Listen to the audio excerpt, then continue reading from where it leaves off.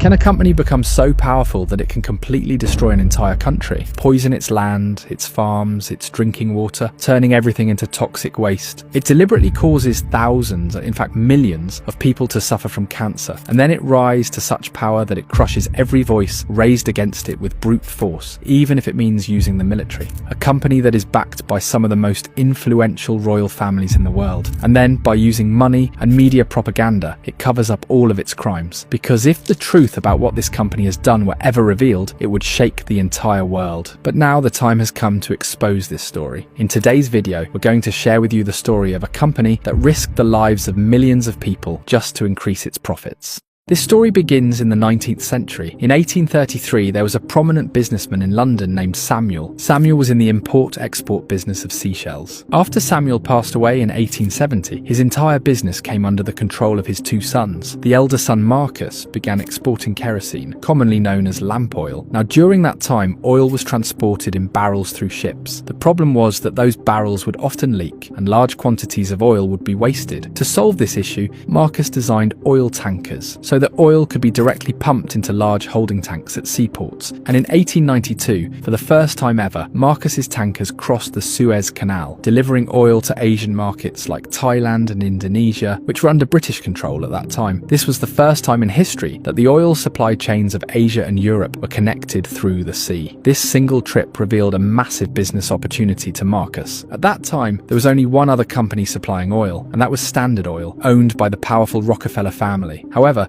Standard Oil was only supplying to Europe. When they found out Marcus had entered the Asian market, they offered him a deal to carry Standard Oil's shipments to Asia using his tankers and earn a commission in return. But Marcus had something else in mind. He thought that instead of working for another company, why not create his own oil trading empire? It was a bold and risky move, because going up against the Rockefellers and their Standard Oil meant declaring war on the most dominant oil empire of that time. But still, without fearing the consequences, Marcus partnered with Royal Dutch Petroleum in 1907 and founded a new company. He named it Shell. Challenging Standard Oil was no easy task, but due to the skyrocketing demand for oil, Shell quickly rose to become one of the world's top oil suppliers. In fact, during World War I, Shell became the largest supplier of oil to the British Army. Some historical documents even state that without Shell, the Allies might never have defeated the Germans. By the end of World War I, two things had become very obvious. First was that oil had become the most important resource of the 20th century, and whoever controlled the oil supply would control the world. And secondly, Shell had now defeated Standard Oil and become the largest oil company in the world. But there is a major issue with oil, that you cannot increase its supply or production at will, because oil reserves exist only in a limited number of countries, and then extracting and refining